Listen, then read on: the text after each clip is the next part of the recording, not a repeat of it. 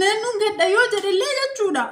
Shittaadhaafuun ittiin tolu jechuudha. Maaliif ittiin tolu kanaaf bakka jibbaa deema jechuudha. Kanaaf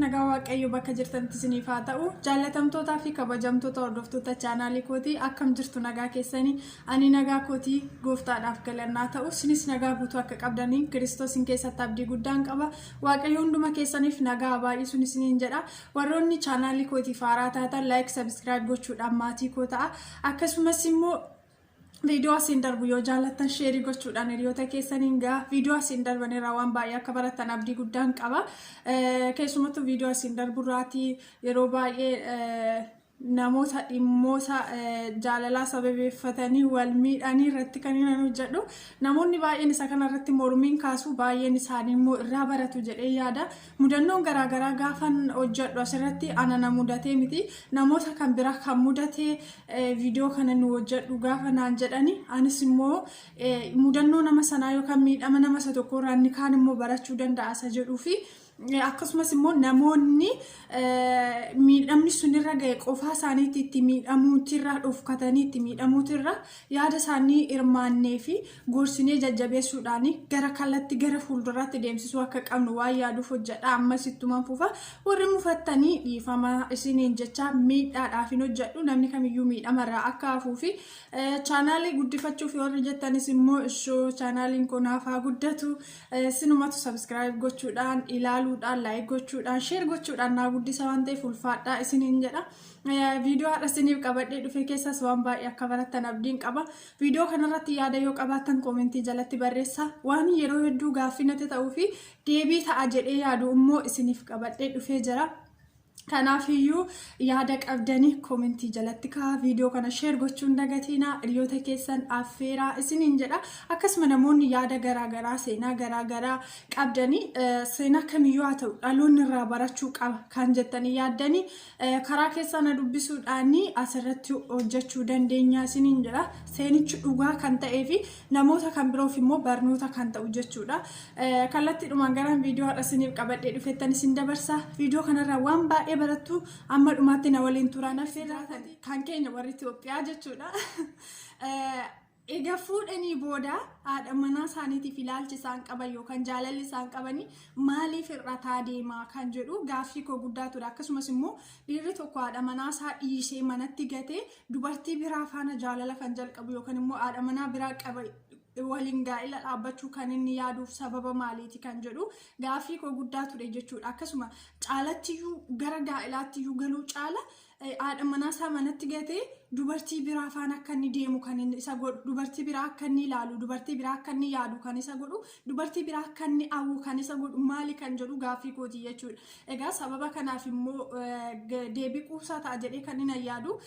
viidiyoo kana keessatti isiniif ibsa jechuudha isinis yaada qabdamme koomentii jalatti nu kaa'ati yaada wal jijjiirree sirreeffanna jechuudha akka abbaan manaan keenya yookaan immoo jaalalleen keenya dubartii biraa jaalalleen illee homaa rakkoo hin qabu keessumattuu abbaan manaani haadha manaa isaa manatti gatee dubartii biraa jaallachuu dubartii biraa ilaaluu dubartii biraa wajjin deemuu akka inni hin qabaannee fi dubartiin tokko immoo maal gochuu akka qabdu waliitii wajjin hin mari'anne jechuudha egaa dubartiin gaariin dubartiin ogeettii mana ishii ni jaarratti mana ishii qabachuu dubartiin iyyuu dubartiidha kan jedhamtu yoo mana ishii qabachuu dandeesse yoo abbaa manaa ishii qabachuu dandeessedha jechuudha abbaa manaa ama akkamiyyuu haa ta'u dubartiin jabduun dubartiin ogeettiin abbaa manaa isaan abboomamne abbaa manaa isa nama kan biraan dhageenye abbaa manaa isa nama kan biraatiif hin ajajamne iyyuu qabachuu dandeesse jechuudha dubartiin ogeettii kan jedhamtu yoo abbaa manaa ishii mana ishii gaa'ela ishii qabachuu dandeessedha jechuudha abbaa manaa amala badaa yoo qabaate iyyuu gara amala gaariitti jijjiiruu kan danda'u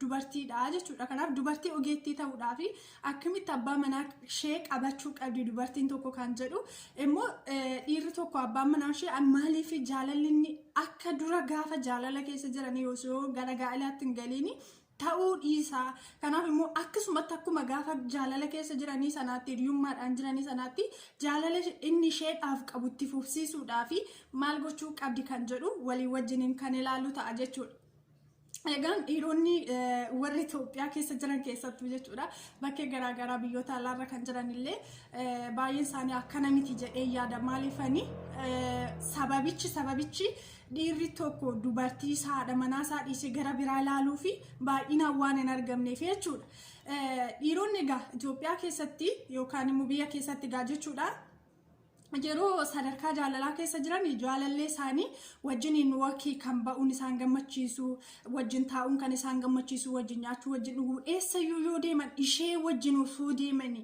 yeroo hundumaa osoo ishee arganii bakka deeman kamittiyyuu hiriyoota isaanii biratti maatii isaanii biratti ishee of cinaatti dhabuu baatanii bakka gammachuu hundumaattiyyuu bakka isaanitti tolutti ishee wajjiniin utuu deemanii baay'ee isaanitti tola jechuudha hin gammadu ishee dha'uufitti baqa namni hundumtuu jaalallee isaanii sana akka arguuf akka baruufidha kan barbaadan jechuudha garuu immoo egaa gaa'elatti dhufanii qofaa isaanii bakka garaagaraa deemuu filatu akkasuma yookaan immoo hiriyoota isaanii faana bakkeerra deemuu filatu wookii hiriyoota isaanii faana yookaan qofaa isaanii godhu bakka kamiyyuu yoo ta'e caalattaadha mana isaanii manatti gataniitu qofaa deemuu jalqabu jechuudha dura garuu ishee wajjiniin bakka garaagaraa deemuu filatu egaa fuudhanii garuu keessumattiyyuu egaa mucaa godhatanii ishee dhiisanii ofii isaaniitii qofaa bahuu jalqabu biyyoota guddatan keessa jechuun biyyoota faranjii keessatti ijoollee meeqayyuu haa qabaatanii abbaan manaa tokko dhiirri tokko haadha manaa isaa dhiisee dubartii hiriyaa isaa biraa wajjiniin hin deemu eessattiyyuu yoo ta'e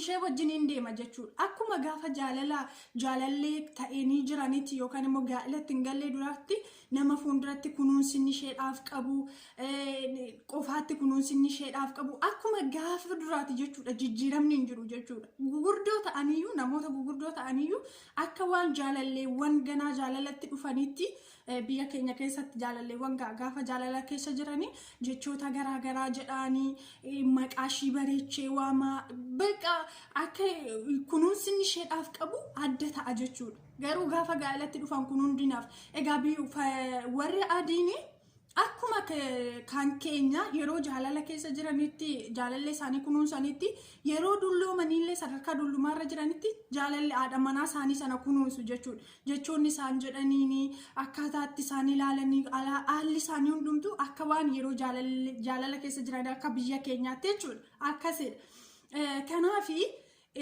kan keenya garuu gajirrataa deema jechuudha afaa deema qofaasaa bahaa dubartii biraa faan yoo kan biiroo keessa hojjetu ta'e dubartii biiroo isaa keessa isa waliin hojjettu faana bakkeerra deema hiriyoota isaa faana bakkeerra deema laaqana kan nyaatu hiriyoota isaa faana yoo bakkeerra nyaachuu barbaade haadha manaa isaatiin kottu har'a bakkeerra nyaannaa jedhee baasee bakkeerra ishee faana nyaatu jechuudha ofii isaatii bakkeerra nyaatee galeetu ani bakkeerra hiriyoota koo wajjin nyaadheen dhufee jedha innaa kun maaliif ta'e dura garuu yeroo ishii warra ishii bira jirtu kottu laaqana nyaannaa kottu hiraata nyaannaa jedheetu waamee ishii wajjiniin nyaata garuu egaa gara gaa'elaatti dhufe immoo ofii isaatii nyaateetu bakkeerraa hiriyoota isaa faana nama biraa faana ani nyaadheen dhufee jedhaan jechuudha kun maaliif ta'e kan jedhu egaa dubartoonni shaamarri tokko osoo gaa'elatti dhufiin dursaa baay'ee of qabdi jechuudha baay'ee of kunuunsiti uffannaa ishee haalaan eeggatti haala rifeensa isheettiin qabachuu dandeessu waan hundumayyuu haala qulqullina ishee dhiqannaa ishee waan isheerraa deemu waan isheerraa bareedu filatteetu uffatti dibatti of eegdi jechuudha biyya keenya keessatti immoo kun faallaa yeroon itti ta'u jira jechuudha dubartiin tokko egaa gara gaa'elaatti dhufte yoo kan diddibattu ta'e yoo kan dhiqattu ta'e jechuun bakka of qabdi akkuma yeroo osoo gaa'elatti hin galiinitti of qabdi yoo ta'e akka ishee waan amala badaa tokko qabaattee yookaan immoo namni akka ishee ilaalu dhiirri biraa akka ishee ilaaluudhaaf akkana godhattu wanti yeroo lakkaa'an jira dubartii uffata bareedaa jechuun uffata isheerraa deemu bakka uffata babal'aa yoo uffatte erga heerumtee booda uffata itti babal'atu kana yoo uffatte dha jechuudha akka waan heerumtee bakka isheen mana jirtitti lakkaa'an malee yoo isheen uffata isheerraa bareedu jechuun qaama ishee wajjiniin deemu uffattu ta'e yoo isheen kan diddibattu ta'e yoo isheen rifeensa ishee yeroodhaan kan sirreeffattu ta'e jechuudha bakka akka waan isheen amala badaa qabdu wayitti lakkaa'ama jechuudha kun yaada dogongoraa isa guddaadha jechuudha dhiirri tokko baay'ee dubartii biraa akka hawwuu fi dubartii biraa akka ilaalu dubartii biraa wajjiniin jaalala akka jalqabu kan godhu keessaa inni guddaan ilaalchi kun jiraachuu isaati jechuudha. Ilaalcha akkuma akka aadaatti wayii ta'e waan jiruufi dubartiin tokko egaa heerumtee booda yoo of qabdeetti ta'e akka ilaalcha badaa wayitti waan jiruuf dubartiin sun illee baay'uma of hin qabdu jechuudha. Kun immoo dogongora guddaadha. Dhiirri yeroo kamiyyuu wanni jijjiiramu hin jiru jechuudha. Egaa fuudheef segan fuunees haala jireenya isaatii yookaan immoo jalqabuma kaasee of qabuu dhiisuu isaatirraa yoo ta'e malee egaa fuudhees akkuma duraatti of qaba osoo hin fuudhiin isaanuma jechuudha. Garuu dubartoonni yeroo tokko eega heerumanii ilmoo godhatanii booda shurraabii isaa fa'a kan jilba ga'u kana uffatanii jechuudha. Bakka heeruman yoo rifeensa isaanii haalaan hin qabatanii uffata isaanirraa deemuun uffatanii ilkaa isaanii dhiqachuu bakka uumaanuma of dhiisu jechuudha. Of dhiisuun kun immoo dhiibbaa guddaa gaa'ela isaanii irratti fida. Abbaan manaa isaanii eeganni dubartii biraa wajjiniin jaalala jalqabee eeganni babba'uu jalqabee eeganni isaan jibbeeyyuu gaaffiidha isaaniif gaaffiidha maaliif ta'e jedhu malee rakkoo isaanirra jiru hin beekan jechuudha. Yeroo inni bakkee irraa dhufu tiishartii isaa jilbaan gaattee kan isa eegdu yoo ta'e maal mishee shabaxii isaa siliipparii isaa uffattee kan isatti baatu yoo ta'e jechuudha. Lukti keessaa mul'atu isuma lafarra harkisaa gara isaatti baatee yeroo inni bakkee irraa dhufe isa simachuu dhaqxi yoo ta'e akkamitti dubbisuu danda'a. Nyaata qopheessaa oolte akkasuma rakkoon qabu shaaworii yoo galuu baatan bishaanuma dhiqachuun akkuma ammuma danda'ame dhiqachuun salphaadha jechuudha. Qulqullina ofii eeggachuudhaaf haalli nama rakkisu jechuudha. Dhiqattee rifeensa ishee sirreeffattee uffatuma kan ishee ta'e kanuma ishee irraa deemu uffattee abbaa manaa ishee yoo eegdi ta'e abbaa manaa ishee simatti yoo ta'e abbaan manaa ishee gammachuudhaan ishee simata jechuudha. Innillee jechuudha.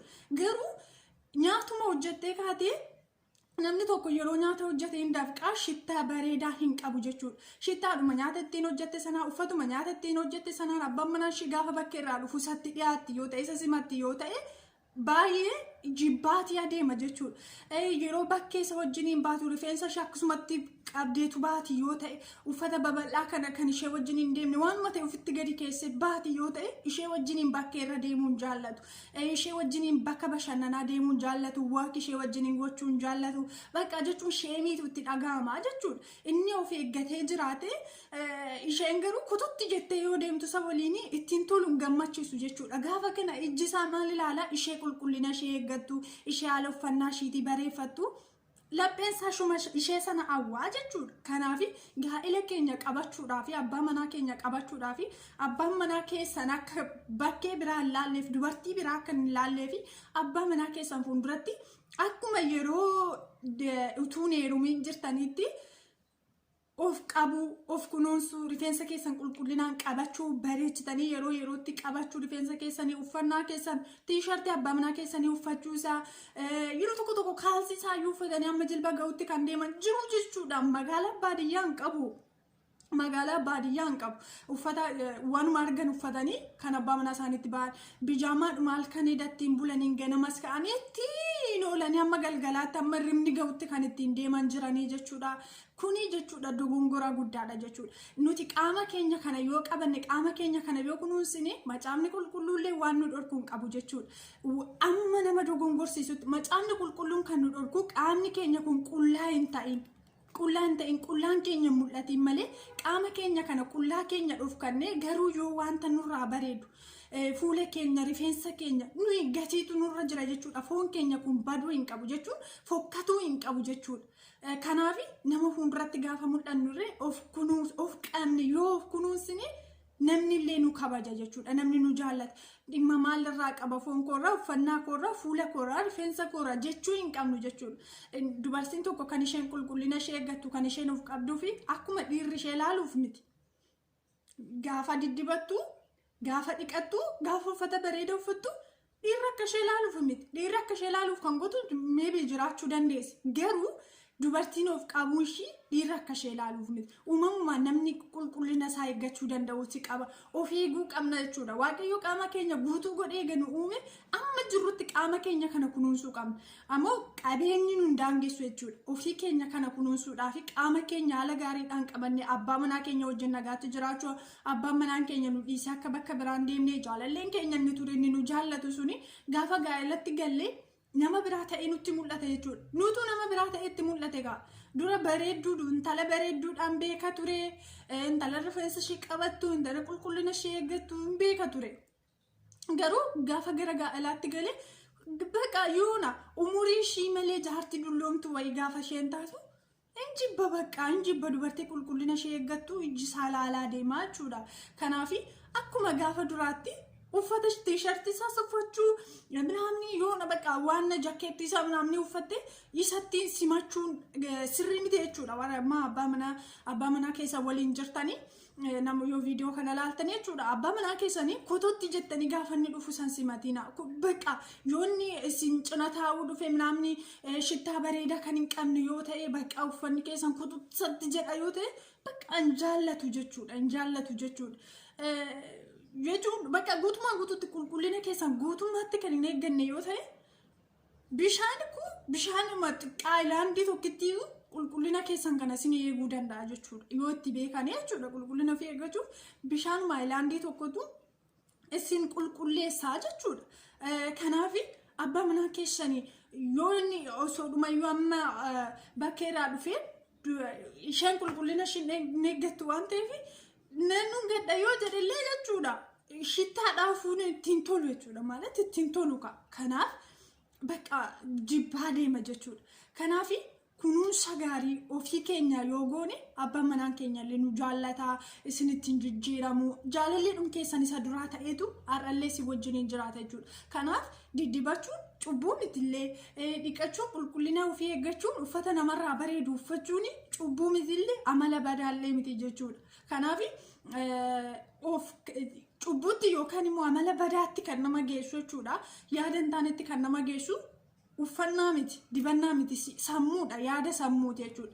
Yaadi sammuu keenyaa keessa hamaan jira yoo ta'e numatu yaada keenya sanaan yoo uffata badaa uffatte siquu yaada badaa qabaatti taanaani unuma baddii jechuudha. Waanuma sirrii hin taane numa hojjetti garuu uffataaf miti jechuudha. Kanaaf abbaa manaa keenya qabachuudhaaf dubartiin tokko abbaa manaa ishee qabachuudhaaf qulqullina ishee eeggachuun ofii ishee qabuun dirqama jechuudha. Abbaa manaa ishee irra darbee ijoollee ishee boru ishee laalaa guddatu jechuudha. Isheen irraa qulqullina isheen eeggattu akkuma argatetti baqa kotootti jetti yoo ta'e ijoolleen ishee akkasuma kotootti jedhanii guddatu jechuudha. Ammuma isaa wajjin jiran qofatti of eeguu ijoollee bakka irraa hiriyoota isaanii ilaalanii gaafa heerumtee mana godhatte garuu intalli ishee akkuma isheetti kotootti jettee guddatte jechuudha. Baqa walumatti darbaa deema jechuudha.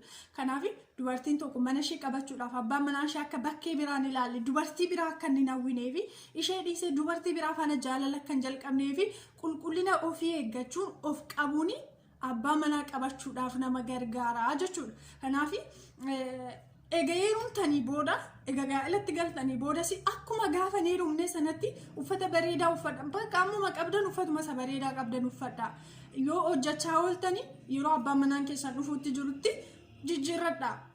Namni amma ta'e diddiqadha.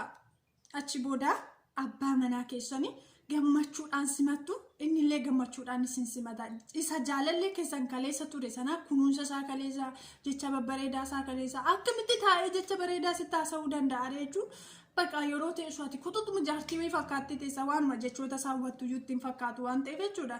Jechuun jaakeetti guddaa wayii uffattee mana keessatti jechuudha. Tiishartii guddaa tokko uffattee bijaamaa uffattee teessee akkamitti jecha bareedaa siin jechuu hin danda'u jechuudha.